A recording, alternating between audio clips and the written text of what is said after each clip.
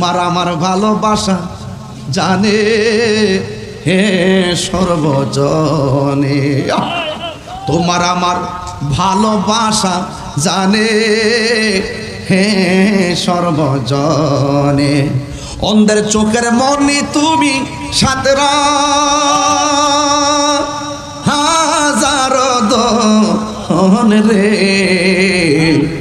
তুই আমার জীবনের মুর্শিদ, তুই আমার জীবন, তুই আমার জীবনের দয়াল, তুই আমার জীবন।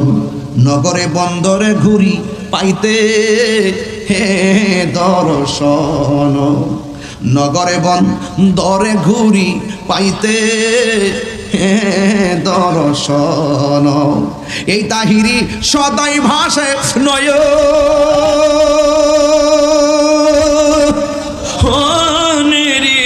জন রে,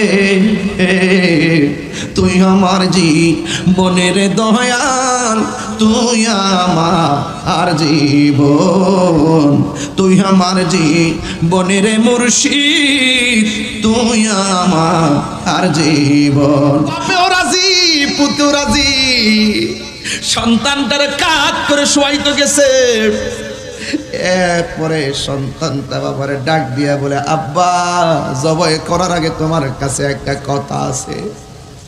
ও বাবা, আমি না আপনার একমাত্র ছেলে, ও বাবা আমি না আপনার আদরের ছেলে, আমার চোখের দিকে তাকায়া কেমনে আপনি আমার গলার মধ্যে ছুরি চালাবেন? আমার 2টা চোখ বেঁধে ফেলেন যেন আপনাকে আমি না দেখতে পারি, চোখের দিকে চোখ পড়ে গেলে বাবা সহ্য করতে পারবেন না। সন্তানের কথা মতো চোখের মধ্যে বাঁধ দিছি, এবার ডাক দিয়া বলে, বাবা আমার হাত পায়ের মধ্যে বাঁধেন, গলায় ছুরি চালাইলে তো আমি একটু নড়াচড়া করতে পারি, আপনার জবাইয়ের মধ্যে অসুবিধা হতে পারে, আপনি আমার হাত পাগুলো বেঁধে ফেলেন। হাত পায়ের মধ্যে বাঁধ দেওয়ার পর গলার মধ্যে ছুরি চালাইয়া দিবে, ওই মুহূর্তে সন্তানটা ডাক দিয়া বলে, আব্বা আব্বা গো, আমার একটা কথা আছে। কয় কি? আমার চোখের বাঁধনটা খুইল্লা দেন, হাত পায়ের বাঁধনটা আপনি খুইল্লা দেন। কয় কেন? ও বাবা, যদি আমার বান্দা জবাই করুন, কিয়ামত পর্যন্ত মানুষ বলবে ইব্রাহিম তার সন্তানকে জোর কইরা বান্দা জবাই করছে, হাত পাগুলো খুইল্লা দেন, আমি যে রাজি ছিলাম প্রমাণ করে দিয়ে যাব। মেরা গুণ জলে দ্বিগুণ রে দয়াল, জল দিলে নিবে না। ওরে আব্দুল হামিদ স্যার লায়েগা তাহিরি হয়েছে রে দেওয়ানা, প্রেম করিয়া প্রেমিক মরে রে দয়াল, প্রেম তো মরে না। প্রেম হাসায় প্রেম কাদায় রে উদানচরবাসী, এই কি প্রেমের গ্রামের নামটা লইছি আর কি, তাতে সবাই বুঝালা ঠিক না, দিয়া দিছি তুইলা দিছি। প্রেমের আগুন জলে দ্বিগুণ রে উদানচরবাসী, এই কি প্রেমের পাওনা। ওরে মুর্শিদ মুর্শিদ কইরা তাহিরি হয়েছে রে দেওয়ানা, প্রেম করিয়া প্রেমিক মরে রে দয়াল, প্রেম তো মরে না। এখন ইব্রাহিম নবীর আত্মত্যাগ আছে না নাই? এখন ইব্রাহিমের পরীক্ষা আর পরীক্ষা আছে না নাই?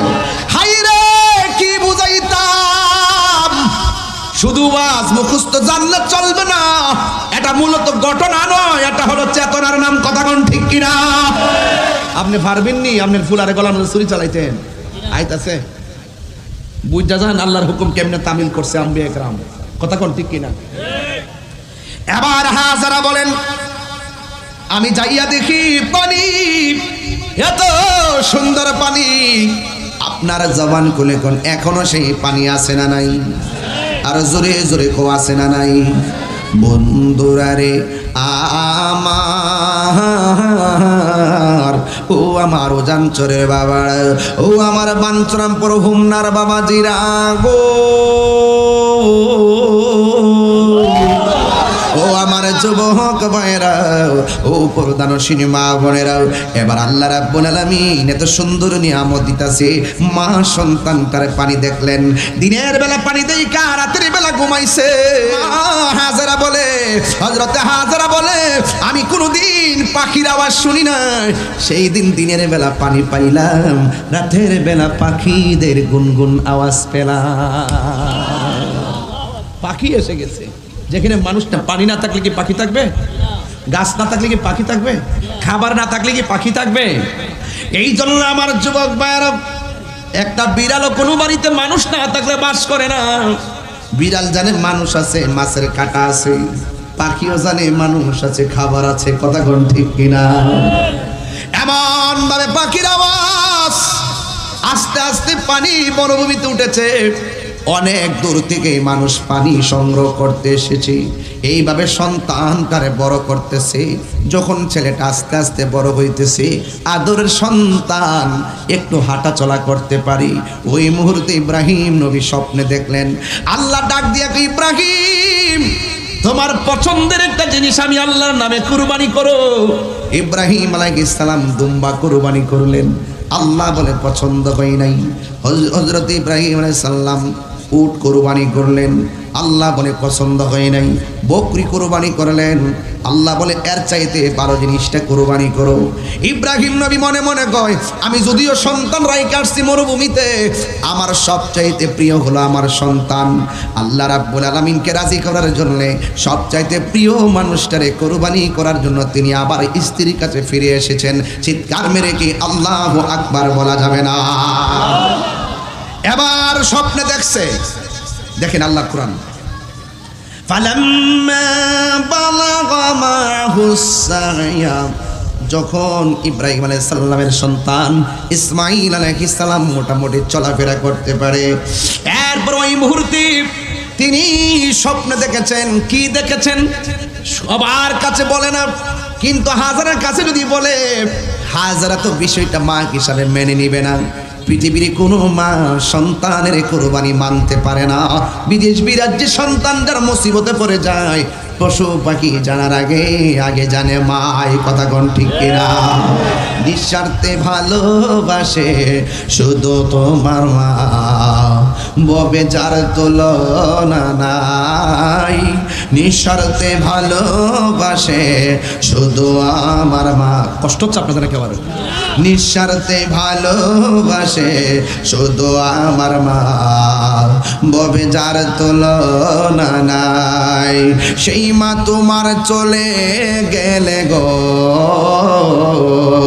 সেই মা তোমার চলে গেলে সার হইব কান্দন।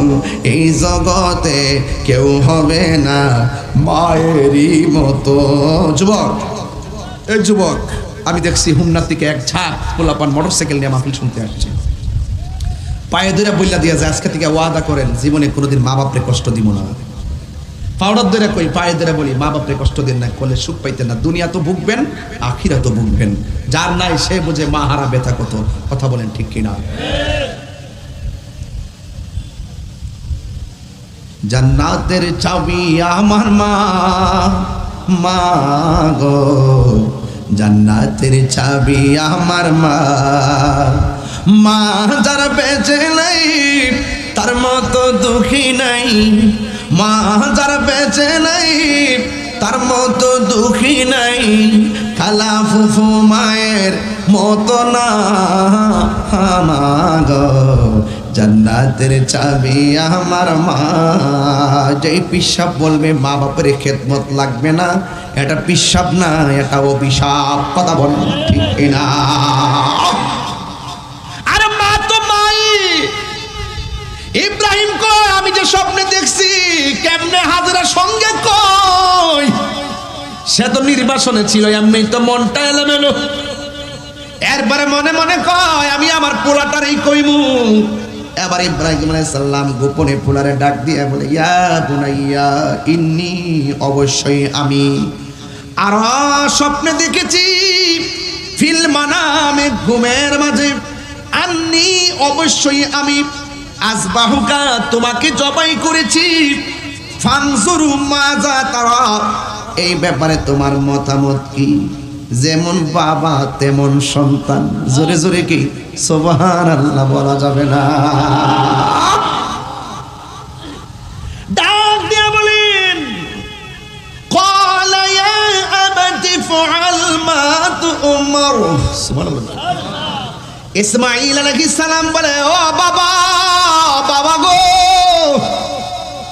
ইফআল আপনি তাই করুন মা তু'মার আল্লাহর পক্ষ থেকে যা আদিষ্ট হয়েছেন সাতাজিদুনি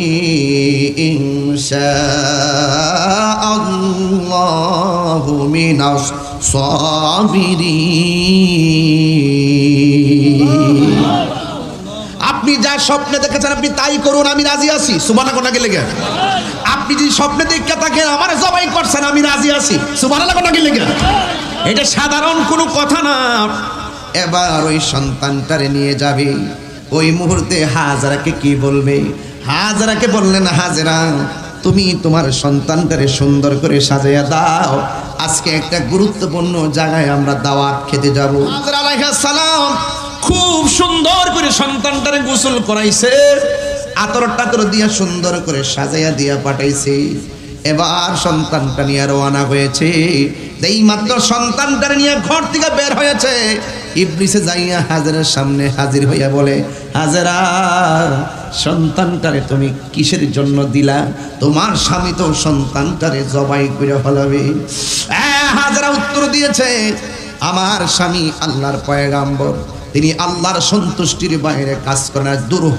মর্দুদ শয়তান দুরূহ বের হয়ে পুরো পাত্তা পাই নাই ইব্রাহিম আলাইহিস সালামের সন্তান ইসমাঈল আলাইহিস সালামের কাছে মর্দুদ শয়তান আয়েশা বলে হে ইসমাঈল তুমি কোথায় যাও তোমার বাবা তো তোমাকে জবাই কইরা ফলাইবো তুমি কোথায় যাইতেছো কয় কেন কয় তোমাকে নিতেছে জবাই করতো এবার ইসমাঈল আলাইহিস সালাম হাতের মধ্যে কঙ্কর নিয়া কয়েকবার শয়তানের ঢিল মারছে এখনো হজের মধ্যে গেলে ওই জায়গার মধ্যে হাজিরা শয়তানকে দৌড়াইয়া দৌড়াইয়া পাথর দিয়া ঢিল দেয় কথা কোন ঠিক কিনা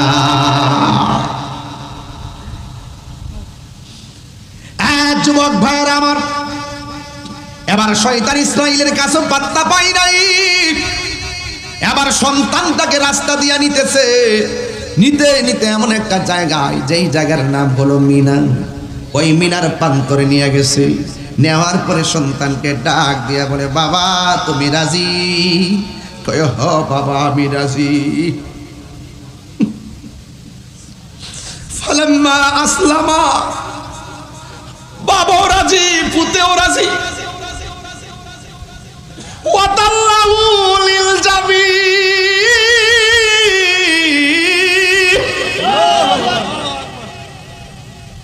বাপেও রাজি পুতেও রাজি সন্তানটারে কাঁধ করে শোয়াইতে গেছে এরপরে সন্তানটা বাবারে ডাক দিয়া বলে আব্বা জবাই করার আগে তোমার কাছে একটা কথা আছে ও বাবা আমি না আপনার একমাত্র ছেলে ও বাবা আমি না আপনার আদরের ছেলে আমার চোখের দিকে তাকায়া কেমনে আপনি আমার গলার মধ্যে ছুরি চালাবেন আমার দুইটা চোখ বেঁধে ফেলেন যেন আপনাকে আমি না দেখতে পারি চোখের দিকে চোখ পড়ে গেলে বাবা সহ্য করতে পারবেন না সন্তানের কথা মতো চোখের মধ্যে বাঁধ দিছে এবার ডাক দিয়া বলে বাবা আমার হাত পায়ের মধ্যে বাঁধ দেন গলায় ছুরি চালাইলে তো আমি একটু নড়াচড়া করতে পারি আপনার জবাইয়ের মধ্যে অসুবিধা হতে পারে আপনি আমার হাত পাগুলো বেঁধে ফেলেন হাত পায়ের মধ্যে বাঁধ দেওয়ার পর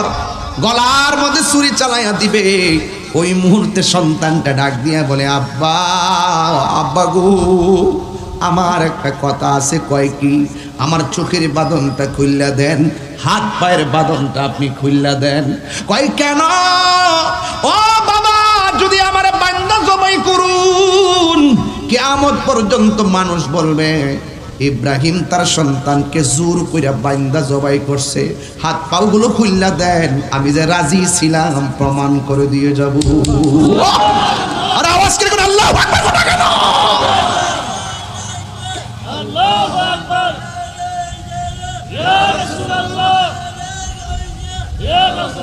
তোমার আমার ভালোবাসা জানে হে সর্বজনে, তোমার আমার ভালোবাসা জানে হে সর্বজনে, অন্ধের চোখের মনি তুমি সাতরা হাজার দহন রে, তুই আমার জীবনের মুর্শিদ, তুই আমার জীবন, তুই আমার জীবনের দয়াল, তুই আমার আর জীবন। নগরে বন্দরে ঘুরি পাইতে হে দর্শন, নগরে বন্দরে ঘুরি পাইতে হে দর্শন, এই তাহিরি সদাই ভাসে নয়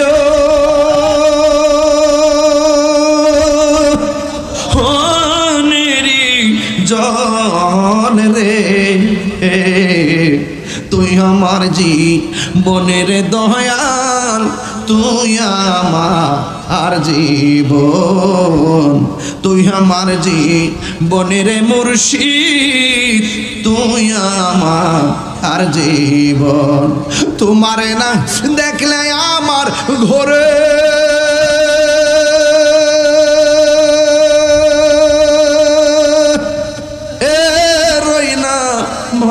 মনে রে, তুই আমার জীবনের দয়াল, তুই আমার জীবন। ফালাম্মা আসলামা ওয়া তাল্লাহু লিল জাবিন,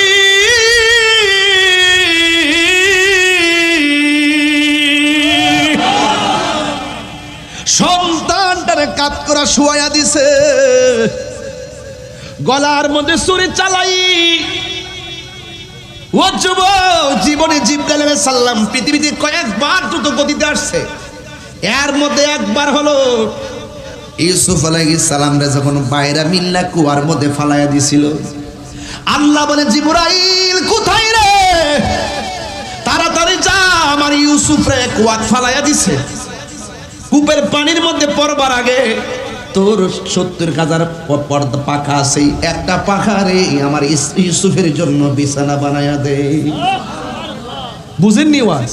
কুয়ার মধ্যে ফালাই দিলে পড়তে কি সময় লাগে? ফেলে দিছে, পড়ার আগে জিবরাইল এসে তার পাখাটা নিচে বিছায়া দিয়া বাড়ি বানাইয়া দিছে। কি বুঝলেন? 2 নম্বর হলো ইব্রাহিম আলাইহিস সালাম যখন গলার মধ্যে ছুরিটা চালাইব, ওই মুহূর্তে আমার আল্লাহ ডাক দিয়ে বলে, জিব্রাইল রে, ও জিব্রাইল যা যা, গলার মধ্যে ছুরিটা লাগবার আগে জান্নাতে যা। আল্লাহু আকবার কোন কেন? আমার আল্লাহ ডাক দিয়া বলে, ওয়ানাদাইনাহু আইয়া ইব্রাহিম قد صدقت الرؤيا إنا كذلك نجزي المحسنين। আল্লাহ রাব্বুল আলামিন ডাক দিয়ে কয়, ইব্রাহিম তোমার স্বপ্ন আমি কবুল করেছি। ও জিবরাইল তুমি কই? কয় আমার খলিল ছুরিটা গলায় লাগাইবার আগে জান্নাত থেকে একটা দুম্বা লইয়া হাজির হয়ে যাও। দুম্বা নিয়ে সামনে হাজির হইয়া ডাক দিয়ে কই, ও ইব্রাহিম, আল্লাহু আকবার, আল্লাহু আকবার, লা ইলাহা ইল্লাল্লাহু আল্লাহু আকবার, আল্লাহু আকবার ওয়ালিল্লাহিল হামদ। জিবরাইল কই, আল্লাহু আকবার, আল্লাহু আকবার, লা ইলাহা ইল্লাল্লাহ। আর নিচ থেকে বলতেছে, লা ইলাহা ইল্লাল্লাহু আল্লাহু আকবার। আর সুরির নিচ থেকে সন্তান বলতেছে, আল্লাহু আকবার, আল্লাহু আকবার ওয়ালিল্লাহিল হামদ। জোরে জোরে কি সুবহানাল্লাহ বলা যাবে না? ডাক দেওয়ার পরে ডাক দিয়ে, ইব্রাহিম আপনি স্বপ্ন দেখেছেন, আপনার স্বপ্ন আল্লাহ কবুল করেছেন। ইন্না কাযালিকা নাজজিল মুহসিনিন। আর এভাবেই আমার আল্লাহ প্রেমিকদেরকে পুরস্কার দিয়ে থাকে। সালামুন আলা ইব্রাহিম। এবার দুম্বা জবাই হলো, উপর দিকে আওয়াজ আসলো, ইব্রাহিম আমার হাজরাকে বলেছো দাওয়াত খেতে যাইবা। এবার ইব্রাহিম আলাইহিস সালাম তখন আদিষ্ট হয়েছেন কি জানেননি। উপর দিকে আওয়াজ আসলো, ইব্রাহিম গোশতগুলো ভাগ করে নিবা, দুম্বার গোশতগুলো ভাগ করে এক ভাগ আমার হাজরার জন্য নিয়ে যাইবা, আরেক ভাগ আত্মীয় স্বজনরে দিয়া দিবা, আরেক ভাগ তুমি গরিবদেরকে দিয়ে দিবা। সেখান থেকে 3টা ভাগ আমরা করি। এখনো সেই ভাগ আছে না নাই? সেই দিন যদি ইব্রাহিম আলাইহিস সালাম কর্তৃক ইসমাইল আলাইহিস সালাম জবাই হতো, তাইলে কিয়ামত পর্যন্ত বাবা কর্তৃক সন্তান বলি হইতো। এই জন্য আল্লাহ বলছেন, ইন্না আ'তাইনাকাল কাউসার ফাসাল্লি লিরাব্বিকা ওয়ানহার। আল্লাহ বলছে, হ্যাঁ বন্ধু, আমি আপনাকে হাউজে কাউসার দান করেছি, আপনি নামাজ পড়ুন এবং কুরবানি করুন। সুবহানাল্লাহ বলবেন না? এই কুরবানি আমার নবীকে প্রশ্ন করা হয়েছে, ইয়া রাসূলুল্লাহ কুরবানি কি? আমার নবী বলছেন, তোমরা আমারে প্রশ্ন করেছো কুরবানি কি? আসলে কুরবানি হলো ইব্রাহিম নবীর সুন্নাত। এই ইব্রাহিম নবীর সুন্নাত যারা আদায় করার জন্য যারা বাজার থেকে মোটা তাজা পশু ক্রয় করবে, ওই পশু ক্রয় করার কারণে ওই পশুটা এত শক্তিশালী হলে যে এই পশুটা কুরবানির জন্য তোমরা ক্রয় করবা, হাসরের ময়দান যেদিন কায়েম হবে, ওই কঠিন মুসিবতে ওই পশুর পিঠের উপরে আরোহণ করে ওই কুরবানি দাতাকে পশুটা জান্নাতে নিয়ে যাবে। ওই জান্নাত আমরা চাই কি চাই না? আরো জোরে বলুন, চাই কি চাই না? এই জন্য আমার যুবক ভাইরা কুরবানি করবেন। কুরবানির পশুর ভিতরে যতটা পশম থাকবে সেই পরিমাণ নেকি আল্লাহ দান করে দিবে। কিন্তু কুরবানির ভিতরে অনেক দুঃখ আছে, কষ্ট আছে। আজকে দেখা যায় উজান সরে বড় গরুটা জবাই হয়, হওয়ার পরে রানটা খুলনা চুলার মধ্যে বসায়া দেয়। ওই চুলার মধ্যে বসায়া দেওয়ার পর কুরবানির গরুর গোশতের গ্রান যায় গরিবের নাকে লাগে, কিন্তু গরিবের ঘরের মধ্যে গোশতের টুকরা যায় না। কথা কোন ঠিক কিনা? এই জন্য আমার যুবক ভাইরা কোরবানির পশু জবাই করবেন, শুধুমাত্র মোটা তাজা দেখে ক্রয় করবেন, পৃথিবীর কাউকে দেখার জন্য নয়, একজনের সন্তুষ্টির জন্য কোরবানির পশু ক্রয় করব। জবানটা খুলে বলুন তিনি কে? আল্লাহু ওয়ালিয়ুল্লাযীনা আমানু ইউখরিজুহুম মিনাজ যুলুমাতি ইলান নূর। আল্লাহ বলেন যারা ঈমানদার আমি আল্লাহ তাদের অভিভাবক হয়ে যায়। আমি আল্লাহ যখন কাহারও অভিভাবক হয়ে যায়, আমি আল্লাহ মানুষদেরকে অন্ধকার থেকে আলোর পথে নিয়ে আসি। আমি আল্লাহ তাদেরকে বান্দা থেকে আমার বন্ধু বানায় নেয়।